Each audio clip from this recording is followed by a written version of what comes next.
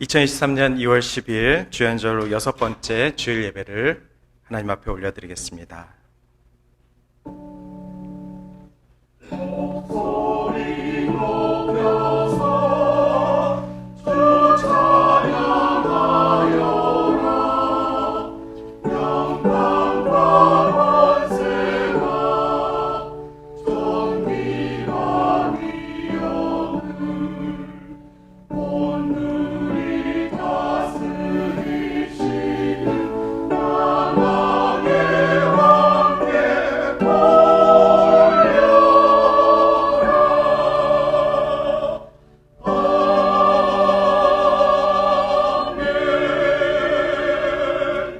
이날은 여호와께서 정하신 것이라. 이날에 우리가 즐거워하고 기뻐하리로다. 여호와의 구원하옵나니 이제 구원하소서. 여호와여, 우리가 구하옵나니 이제 형통하게 하소서. 죄인에게 거룩한 구원의 선물을 주신 하나님 아버지, 하나님께서 축복하시기로 작정하신 주님의 거룩한 날에 성삼위 하나님께 예배드리게 하심을 감사드립니다. 저희를 지난 한 주간에도 세상의 마귀의 시험과 유혹과 싸움에서 이기게 하시고 지금 성전에 나오게 하셨습니다. 이 시간 다시 한번 구원의 확신과 믿음의 용기를 주시옵소서. 예배를 통하여 하나님께서 무한한 영광을 받으시고 말씀으로 승리의 비결을 배우게 하옵소서. 예수님의 이름으로 기원하옵나이다. 아멘.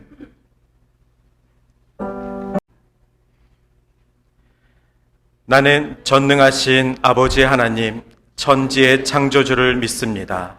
나는 그의 유일하신 아들, 우리 주 예수 그리스도를 믿습니다.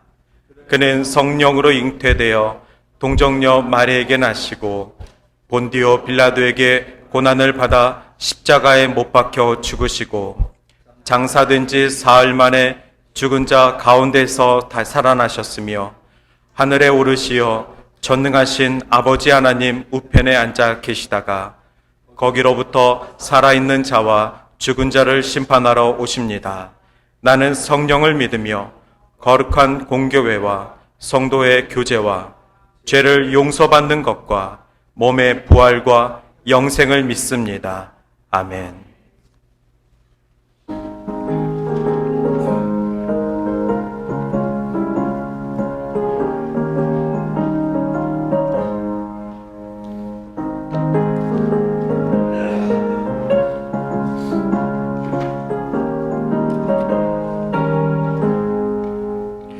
내가 매일 기쁘게 순례의 길 행함은 주의 팔이 나를 안보함이요.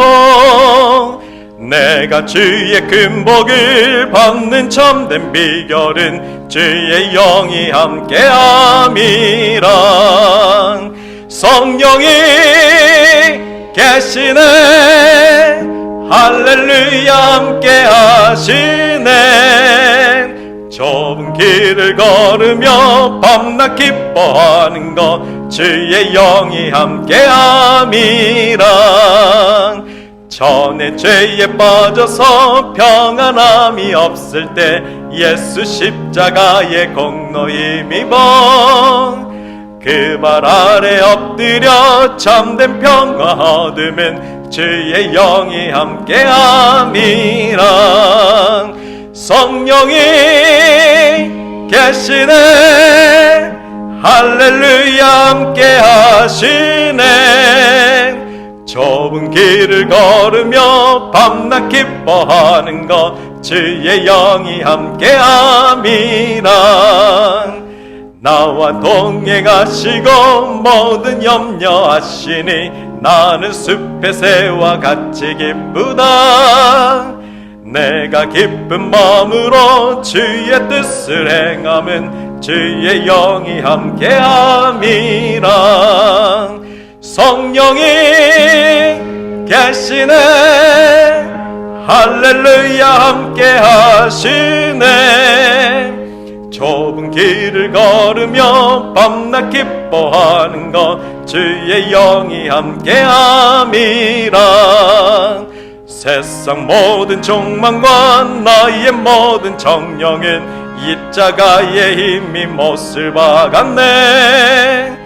어두운 밤이 지나고 무거운 짐 벗으니 주의 영이 함께함이라.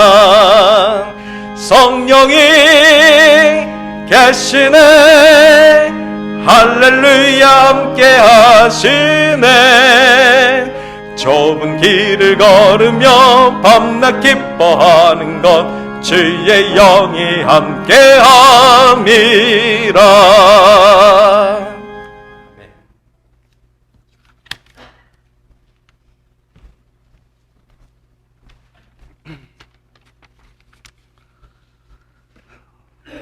천지 만물을 창조하시고 오늘도 살아 역사하시는 하나님 아버지, 저희를 택하시고 부르셔서 하나님의 자녀가 되게 하시고 이 시간 가장 귀한 예배의 자리로 나오게 하신 은혜를 감사드립니다.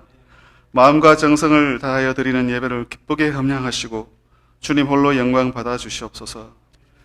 들려지는 은혜의 말씀을 통하여 복되고 은혜가 넘치는 한 시간이 되게 하시고 깨닫는 시간이 되게 인도하여 주시옵소서. 세상과 더불어 살면서 저지른 죄와 허물을 이 시간 회개하오니 용서하여 주시옵소서.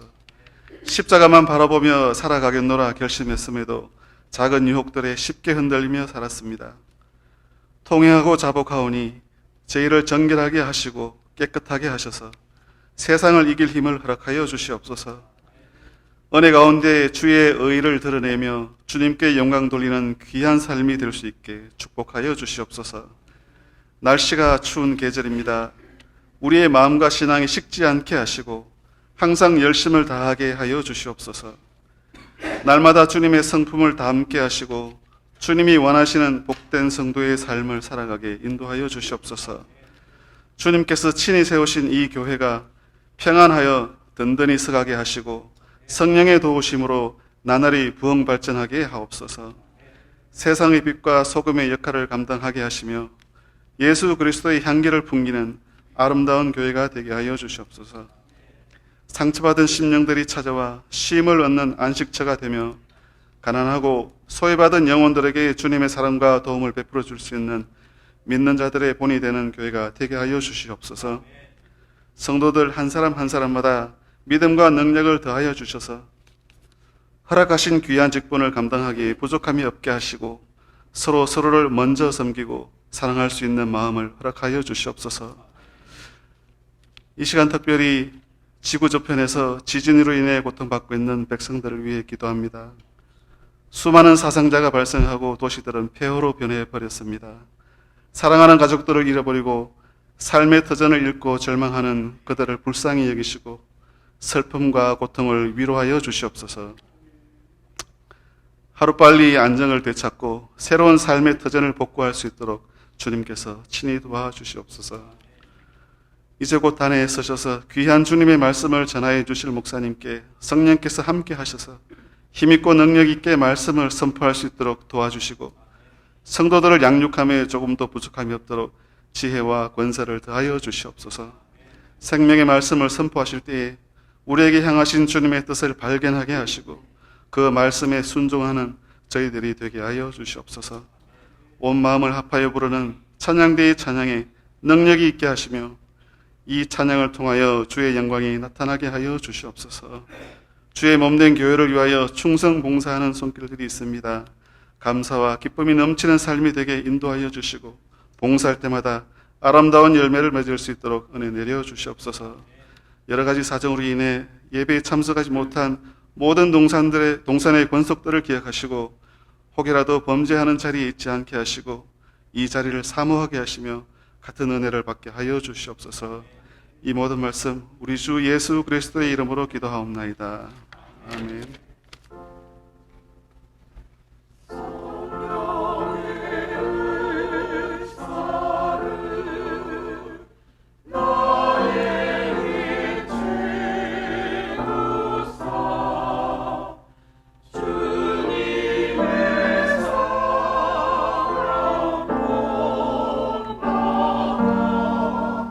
나 살게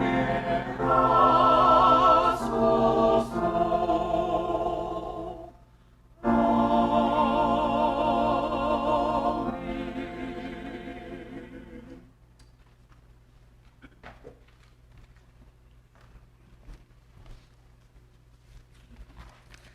오늘 성경 말씀 히브리서 10장 9절에서 14절 말씀 봉독하겠습니다.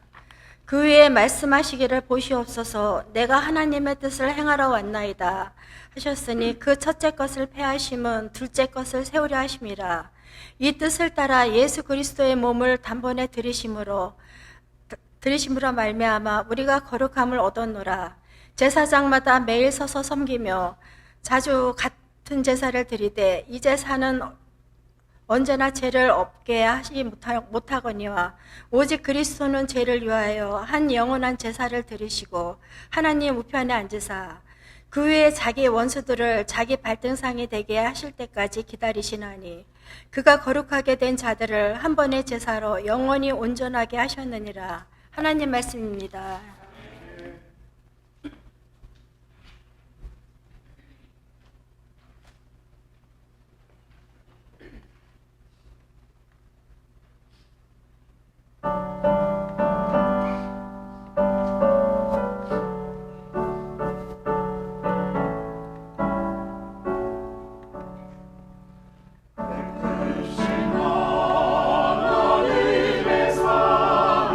말로 다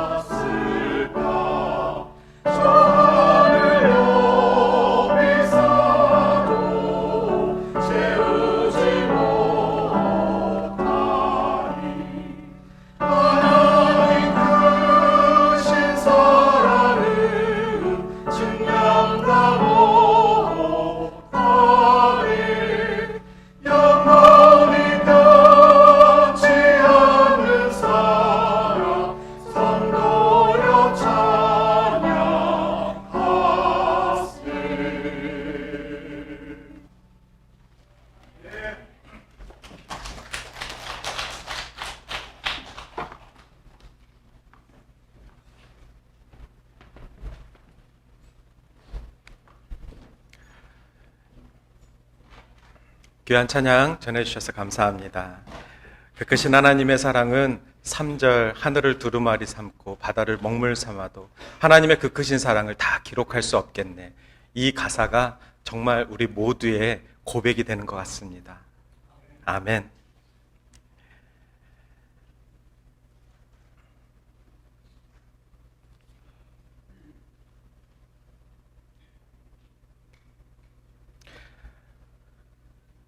오늘 말씀은 단 한 번의 희생이라는 히브리서 10장 말씀을 함께 나누도록 하겠습니다. 세상에는 딱 한 번으로 끝낼 수 있는 일이 있을까요? 오늘 제목이 단 한 번의 희생입니다. 이런 말이 있습니다. 남아 이런 중천금.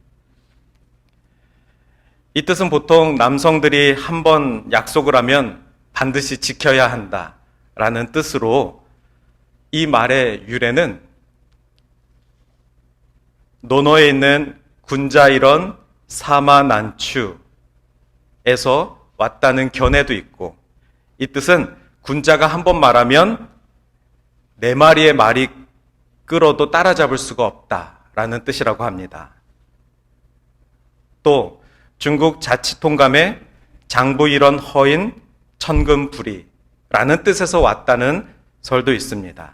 사나이가 한 번 약속을 하면 천금을 주어도 약속을 어기지 않는다 라는 이 두 가지에서 우리나라의 속담도 아닌데 전해지면서 대장부가 남자로 바뀌어서 남아일언 중천금이라는 유행어처럼 사용했던 말이 있습니다. 그런데 요새 이런 말을 용기 있게 할 수 있는 남성들이 있을까요?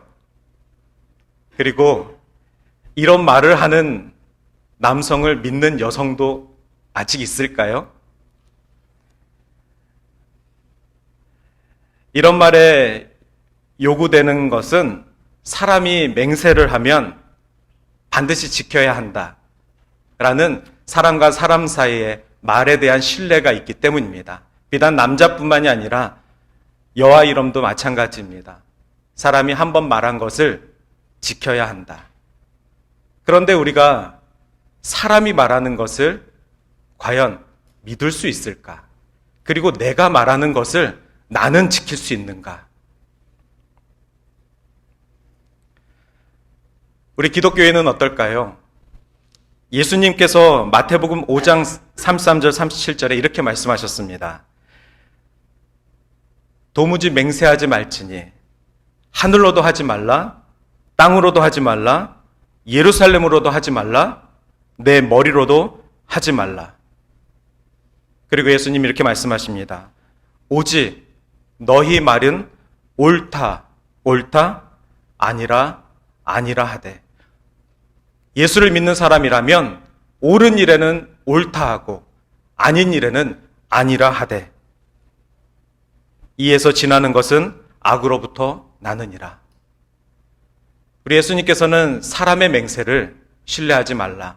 그리고 예수를 믿는 자들도 감히 하나님의 이름을 걸고 맹세하지 말아라 라고 이야기하셨습니다. 이렇게 말씀하신 이유는 인간이 타락한 본성을 갖고 태어나기 때문입니다. 인간은 완전할 수 없습니다. 따라서 인간이 하는 그 말을 지킬 수 없을 때가 너무나도 많았습니다.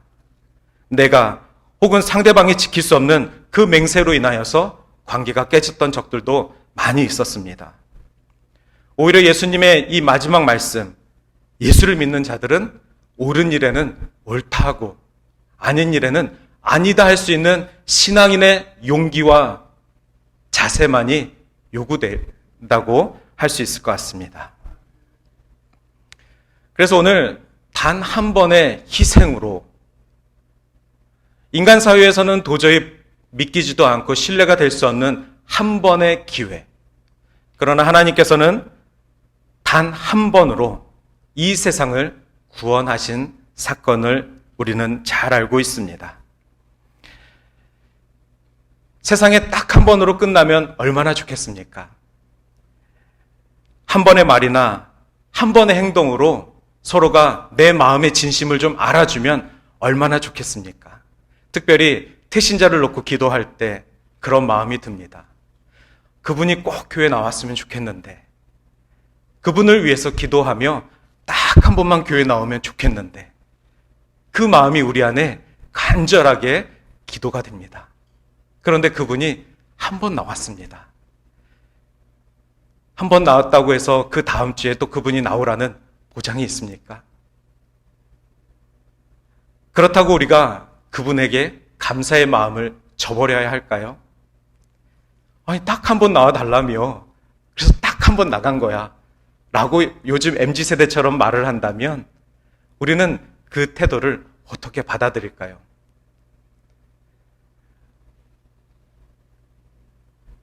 즉, 사람과 사람 사이의 관계에서는 맹세가 아니라 과정이 필요합니다.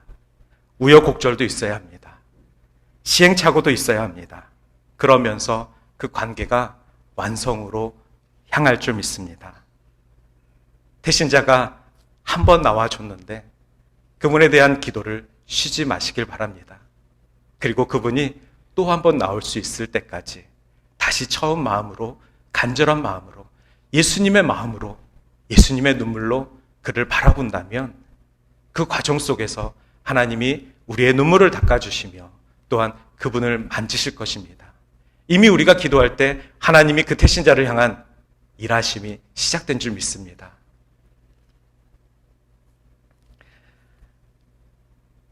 좀 전에도 말씀드렸지만 하나님께서는 단 한 번의 희생으로 우리의 죄를 용서하시고 구원하셨습니다. 할렐루야. 아멘. 히브리서 10장은 그래서 어째서 예수 그리스도께서 자기 몸을 단번에 드림으로 완전한 제사를 드렸는지 그 이유를 구약을, 특별히 시편을 통해서 근거로 설명하고 있습니다. 그러면서 반복되는 제사로는 사람이 결코 완전하게 될 수 없다라고 이야기하고 있습니다. 예수 그리스도는 스스로 제물이 되어 사람으로 하여금 거룩함을 입게 하셨는데 이는 하나님을 기쁘시게 하는 뜻을 이루기 위함입니다. 그래서 단 한 번의 제사로, 구속의 제사로 완성하신 그리스도로 인하여서 다시는 속죄를 위한 제사가 필요치 않다라고 말씀하신 것이 바로 주님이 우리에게 보여주신 희생 사건입니다. 예수 그리스도의 희생, 그분의 구원은 단 한 번으로 충분합니다. 우리가 주님의 구원을 받은 이상 더 이상 그 어떤 구원도 우리에게 필요하지 않습니다. 다른 구원을 찾을 필요도 없고 다른 주를 찾을 필요가 없습니다. 다시 한번 나의 구원을 의심할 필요도 없습니다. 그분의 희생은 역사적 사실이었고 그분의 구원은 나를 살리신 놀라운 기적과도 같은 사건이셨습니다. 그래서 오늘 말씀 10장 14절 마지막 말씀이 제가 오늘 가장 중요히 여기는 말씀인데 그가 거룩하게 된 자를 단 한 번의 제사로 영원히 온전하게 하셨느니라. 이 말씀이 강조하는 그 힘이 구원으로 인하여서 혹시 의심하고 그리고 아직까지 구원받지 못한 영혼들을 위해서 기도할 때에 이 말이 우리의 용기가 되고 신앙의 밑거름이 되기를 소망합니다. 특별히 이 말씀 가운데 거룩하게 된 자들이라는 표현이 있습니다. 그리스도를 믿음으로 말미암아 하나님의 백성이 된 자들입니다. 우리가 지난 1월에 거룩에 대해서 함께 말씀을 보며 기도하며 주님이 우리에게 주시는 이 거룩의 옷이 결코 우연이 아님을 말씀드렸습니다. 또한 하나님께서는 우리의 삶을 온전하게 인도하신다고 하셨습니다. 온전하게 하셨다는 것은 그리스도께서 자신의 제물로 드린 결과를 말하는 것입니다. 부족하지 않았습니다. 하나님 그 희생자, 독생자 한 분으로 우리를 온전하시게 만드시는 것이 충분하셨다는 것입니다. 그래서 결국 그리스도인들은 단지 겉만 깨끗하게 되는 것이 아니라 내면까지 깨끗해져서 하나님 앞에 나아갈 수 있는 정결의 삶이 늘 요구되는 것입니다. 그래서 저는 단 한 번의 희생으로 모든 죄의 근원을 뽑아버리신 하나님은 과연 어떤 분이실까? 세 가지 하나님의 특성에 대해서 오늘 말씀드리려고 합니다. 하나님은 누구이십니까? 여러분에게 하나님은 어떤 분이십니까? 첫 번째는 죄를 기억하게 하시는 하나님이십니다. 하나님은 저의 죄를 용서하셨다고, 예수 그리스도 십자가에서 내 죄를 도말하셨다고 말씀하셨는데 하나님이 죄를 기억하게 하시는가요? 라고 이 제목에 대해서 우리가 좀 의아하게 생각할 수도 있습니다. 옛날 이스라엘 사람들에게 하나님은 특별한 도구를 주셨습니다. 그 도구가 바로 율법입니다. 율법에는 크게 두 가지가 있다고 오늘 히브리서 10장에 나와 있습니다. 그 첫 번째가 제사를 드리는 율법입니다. 제사를 어떻게 드려라.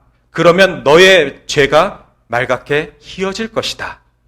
이것이 이스라엘이 하나님께서 주신 제사 율법입니다. 또 하나는 도덕 율법입니다. 사람이 제사만 드리고 살 수 없지 않습니까? 하나님께서는 이스라엘 백성들이 사람과 사람 사이에 지켜야 될 도리들, 도덕적인 관습들을 율법으로 주셨습니다. 그래서 하나님의 말씀, 율법을 받은 백성 이스라엘은 하나님께 제사를 철저히 드림과 동시에 하나님이 나에게 주신 사람을 대하는 도덕 율법 또한 철저하게 지켰습니다.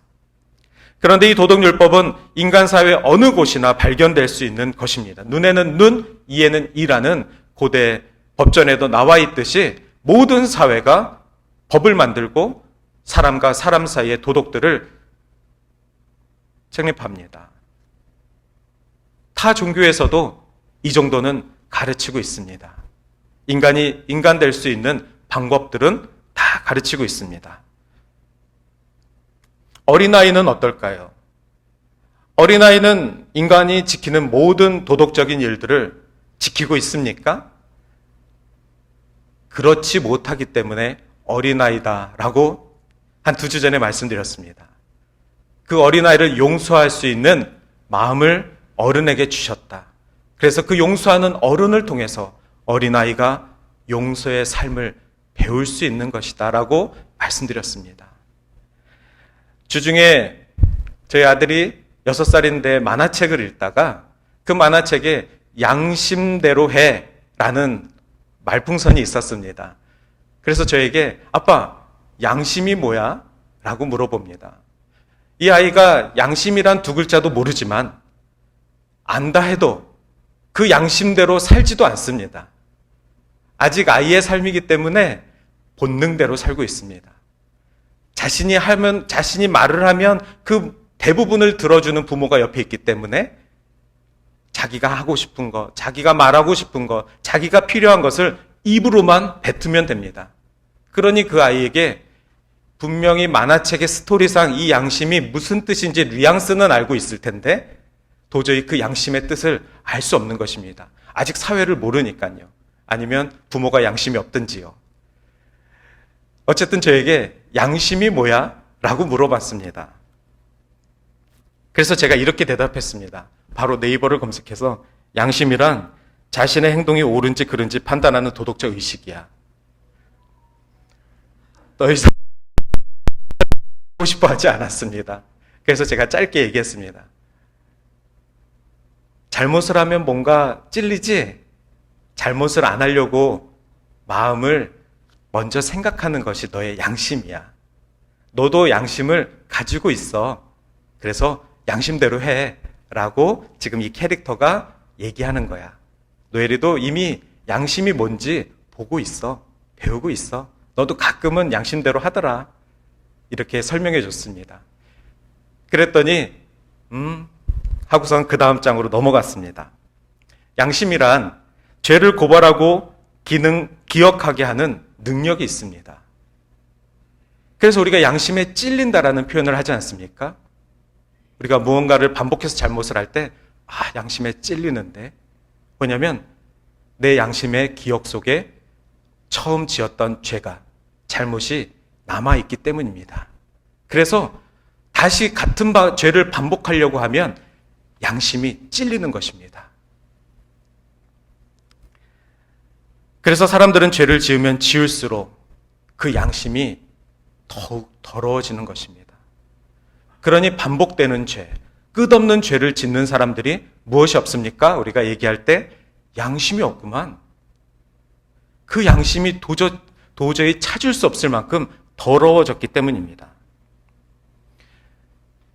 이스라엘 사람들은 짐승을 잡아 짐승의 피를 흐르게 함으로 자신의 죄가 속죄되었다고 믿고 그 제사를 지냈지만 오늘 말씀은 이렇게 얘기합니다.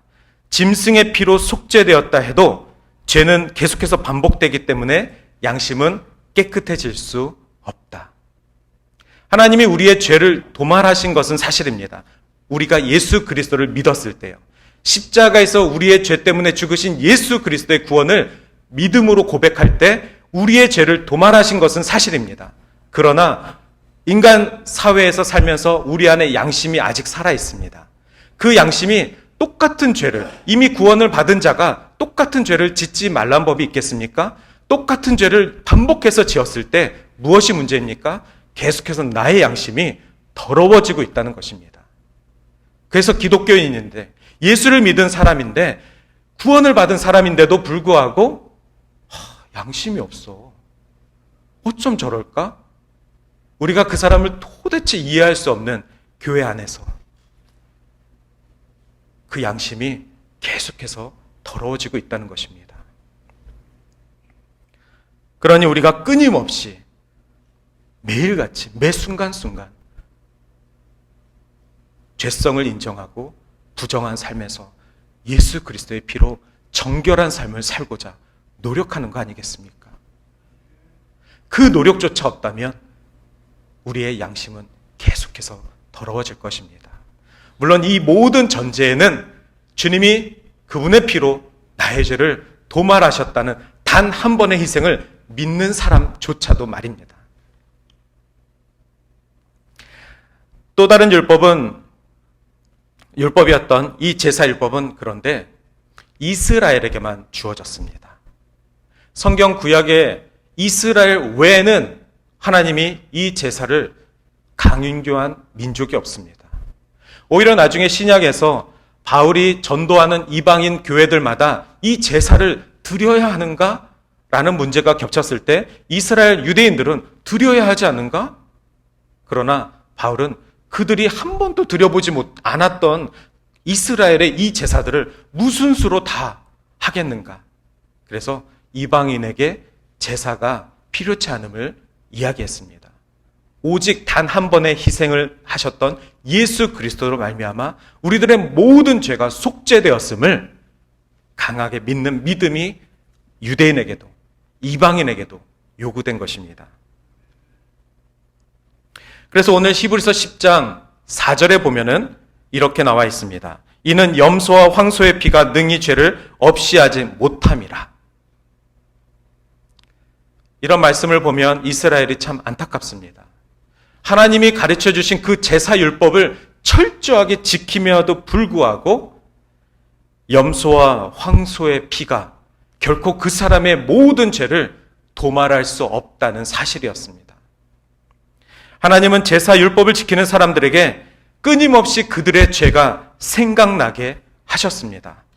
그래야 스스로가 죄인임을 고백하고 하나님 앞에 더욱 겸손한 삶으로 나아갈 수 있기 때문입니다. 우리가 죄를 기억하지 않는 순간부터 교만이 싹틉니다. 하나님께서 나의 죄를 용서하신 그 사건을 잊는 그 순간부터 우리는 또 다른 죄의 유혹에 빠지게 된다는 것입니다. 그것이 교만의 죄입니다. 로마서 3장 20절에 율법으로는 죄를 깨달음이라고 나와 있습니다. 하나님이 이스라엘 백성에게 먼저 율법을 주신 이유는, 그리고 하나님이 우리에게 말씀을 주신 이유는 죄를 깨닫게 하기 위함입니다.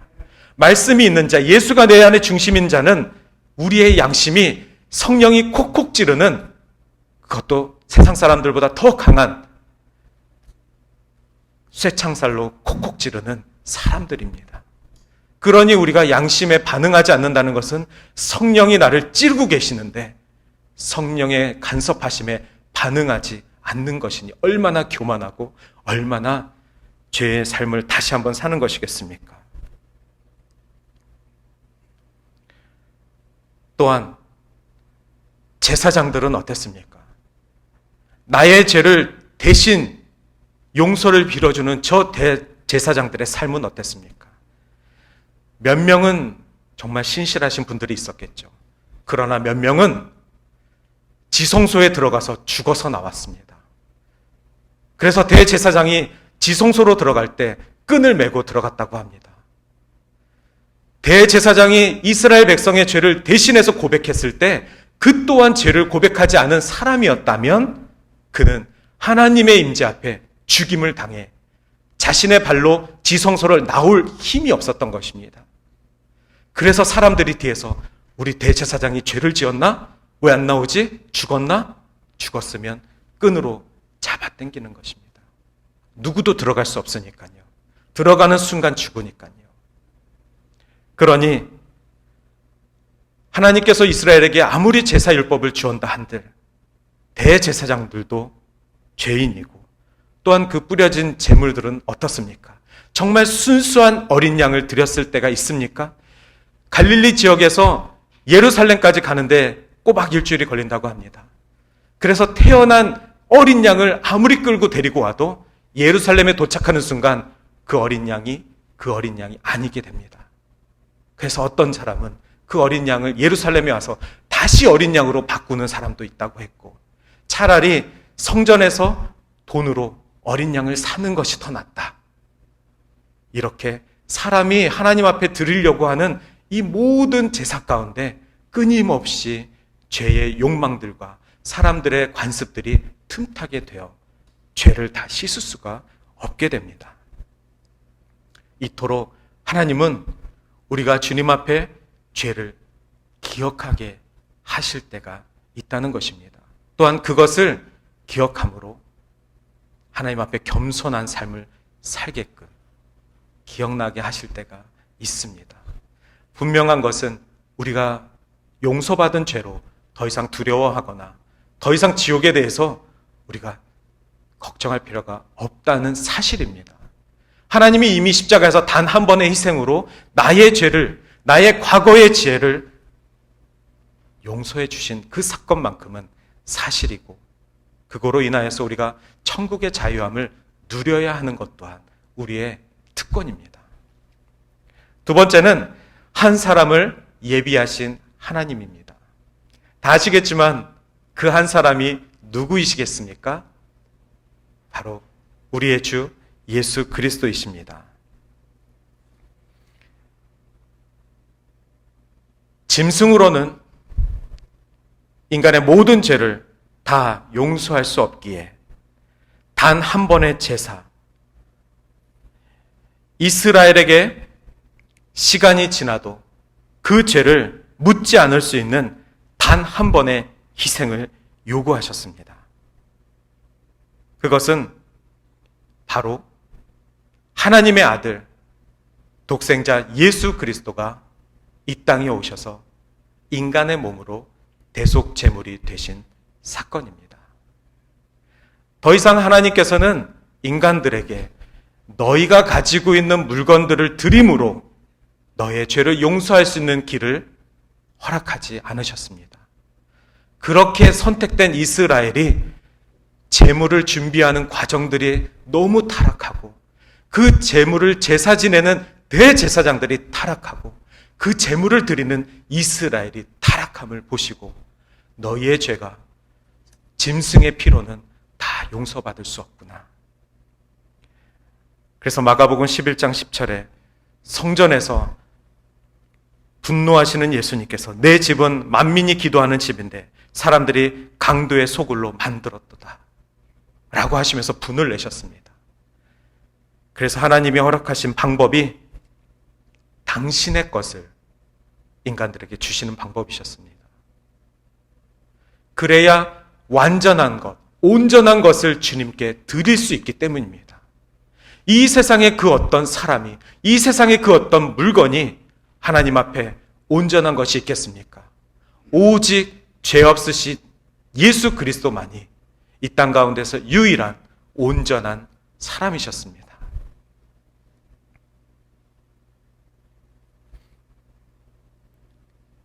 이는 마치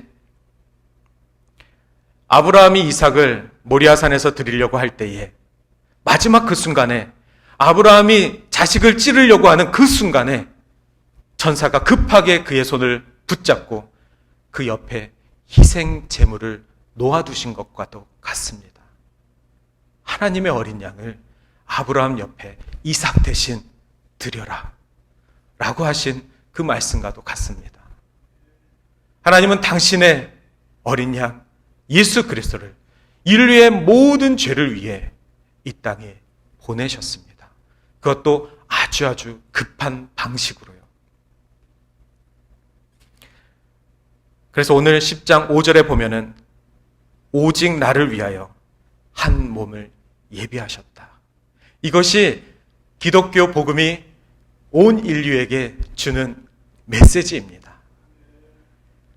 오직 나를 위하여 하나님의 아들을 예비하셨다. 그리고 이 말씀은 시편 40편 6절 말씀을 인용하신 말씀이었습니다. 주께서 내 귀를 통하여 내게 들려주시기를 제사와 예물을 기뻐하지 아니하시며 범죄와 속죄제를 요구하지 아니하신다 하신지라. 그러면서 한 분을 오직 나를 위하여, 여러분들을 위하여, 인류를 위하여 예비하신 하나님이십니다. 마지막으로 그래서 오늘 9절 말씀에 첫째 것은 패하심으로 둘째 것은 세우려 하심이라. 첫째 것은 이스라엘에게 주셨던 제사 율법입니다. 이 첫째 것을 패하시고 두 번째 하나님이 예비하신 한 사람으로 세우려 하심이라. 그러면서 10절에 이 뜻을 따라 예수 그리스도의 몸을 단번에 들이심으로 말미암아 우리가 거룩함을 얻었노라. 이것이 오늘 히브리서 10장이 우리에게 설명하는 이 땅에 오신 예수 그리스도 단 한 번의 희생 사건입니다. 세 번째로 영원한 온전함을 이루신 하나님이십니다. 하나님께서 직접 결정하신 일, 예수 그리스도의 구원 사건이라고 말씀드렸습니다. 짐승의 피가 육체의 정결을 가져오는 것이로 간주했지만 우리의 영혼을 정환할 수는 없었기에 단지 외형적이고 상징적이었던 내적인 변화를 이루지 못했었기에 예수 그리스도의 피로 말미암아 모든 죄를 도말하셨습니다. 그렇게 죄를 용서받은 구원받은 백성이 모인 곳이 바로 교회입니다. 그래서 교회에서는 그 누구도 용서할 수 없는 범주가 없습니다. 교회는 구원받은 백성들이 모인 자리 맞습니다. 그러나 우리가 교회에 들어오기 바로 그 전에는 우리 또한 용서받지 못한 죄를 지었던 죄인이었을 뿐입니다. 그 죄인이 예수 그리스도로 구원을 받아 이곳에 온 이상 다음에 오실 분들에 향해서 마음을 오픈하고 그들을 향해 구원의 길을 열어줄 수 있도록 주님을 소개해야 합니다. 그래서 교회가 함께 모여서 주의 날을 기뻐하며 그리스도의 정결의 피가 흘러야만 합니다. 성령의 역사가 이 교회 안에 강권적으로 임하시기 위해서는 성도들이 겸손해야 하며 구원받지 못한 태신자들을 환영해야 하며 이웃을 내 몸과 같이 사랑하라는 그리스도의 말씀을 실천해야 합니다. 왜냐하면 세상에는 다른 구원이 없다는 것을 우리가 알기 때문입니다. 그들이 교회 안에 들어오지 않고 구원 주신 예수 그리스도를 믿지 못한다면 그들에게는 헛된 구원과 헛된 주인만 쫓아가는 인생으로 끝날기 때문입니다. 오직 예수라고 우리가 고백할 때마다 세상은 도대체 무슨 얘기하는 거야? 오직 예수가 뭐라고? 왜 오직 예수, 오직 예수 하는 거야? 그러나 단 한 번의 희생으로 구원을 받은 우리는 오직 예수, 그것만이 세상의 유일한 구원의 길임을 외치는 것입니다. 오직 그리스도는 죄를 위하여 한 영원한 제사를 드리시고 하나님 우편에 앉으사 그 후에 자기 원수들을 자기 발등상이 되게 하실 때까지 기다리시게 하시나니. 발등상이라는 것은 암체어를 앉으셔서 다리를 잠깐 올려놓는 작은 의자 있지 않습니까? 그것을 발등상이라고 합니다. 그러니 원수를, 사탄을 우리의 발등상이 되게 한다는 말은 우리의 발 아래 두게 하시겠다는 표현입니다. 그리스도가 사탄의 세력을 꺾고 영원한 승리의 주인이심을 우리가 외칠 때에, 그 믿음의 선포가 있을 때에 가능한 것입니다. 할렐루야. 원수를 우리의 발등상이 되게 하실 때까지 주님이 우리를 기다리시겠다. 이 또한 시편 110편 1절 말씀을 인용하셨습니다. 여호와께서 내 주에게 말씀하시기를 내가 내 원수의 내 발등상이 되게 하기까지 너는 내 우편에 앉으라 하셨도다. 예수가 이 땅에 오시기 전 다윗의 이 고백을 통하여서 이미 오실 메시아의 역할이 선포된 것입니다. 주님이 이 땅에 오시면 내 원수로 발등상이 되게 하기까지 보좌의 우편에 앉아 계실 분, 바로 우리가 믿는 우리의 구원자 예수 그리스도이십니다. 그리고 마지막 절, 제가 오늘 너무나도 강조하고 싶은 마지막 절 14절입니다. 함께 읽겠습니다. 시작. 그가 거룩하게 된 자들을 한 번의 제사로 영원히 온전하게 하셨느니라. 아멘. 온전함이란 그리스도께서 자신을 제물로 드림으로 그 제사가 오늘날까지 동일한 효력을 갖고 있음을 온전함이라고 하는 것입니다. 우리가 온전하게 예수를 믿는 것은 예수 희생 그 사건 하나로 오늘날까지, 그리고 앞으로도 나의 죄를 용서하신 하나님이시라는 것을 믿을 수 있는 고백이 됩니다. 그래서 이 말씀이 한 주를 살아가는 우리들의 믿음의 고백이 되길 원합니다. 승리하는 그리스도인이 되시기를 원합니다. 그래서 저를 따라 고백하겠습니다. 그가 나를 한 번의 제사로 영원히 온전하게 하셨습니다. 아멘. 그러면 한 번 더 외치겠습니다. 우리 옆에 사람 이름을 부르시면서 그가 당신을 한 번의 제사로 영원히 온전하게 하셨습니다. 할렐루야. 기도하겠습니다. 사랑이 많으신 하나님 감사합니다. 우리 안에 온전을 이루시기 위해 이 땅에 오신 예수 그리스도를 믿는 믿음으로 살아가게 하여 주시옵소서. 예수님의 이름으로 기도드립니다. 아멘. 이 시간 우리 오직 주의 사랑에 매여 찬양하시면서 하나님, 우리가 오직 주의 사랑에 매인 자로 살길 원합니다. 하나님, 우리가 그 힘으로 살아가길 원합니다. 함께 고백하며 결단의 시간을 갖길 원합니다.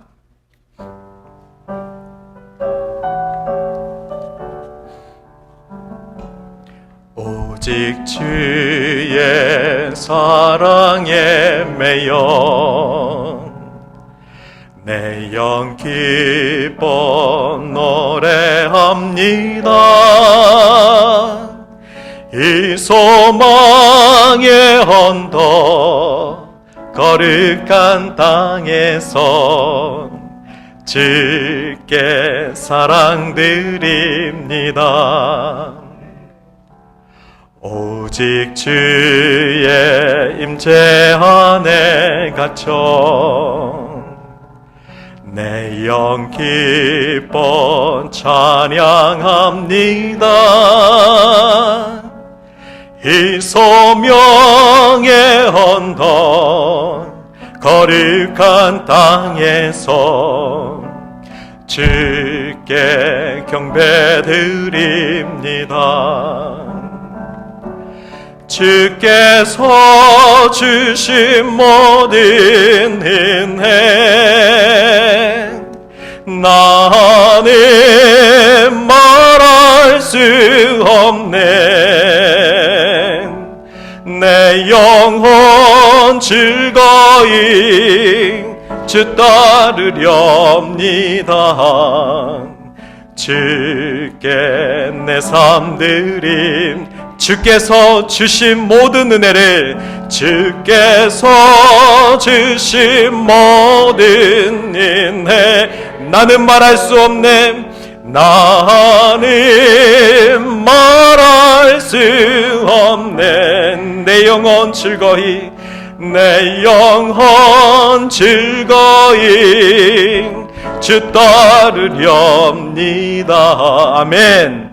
주께 내 삶 드립니다. 이 시간 우리 함께 결단의 기도하길 원합니다. 주님, 우리의 삶을 드려 주를 따르길 원합니다. 오직 주의 사랑에 매여 오직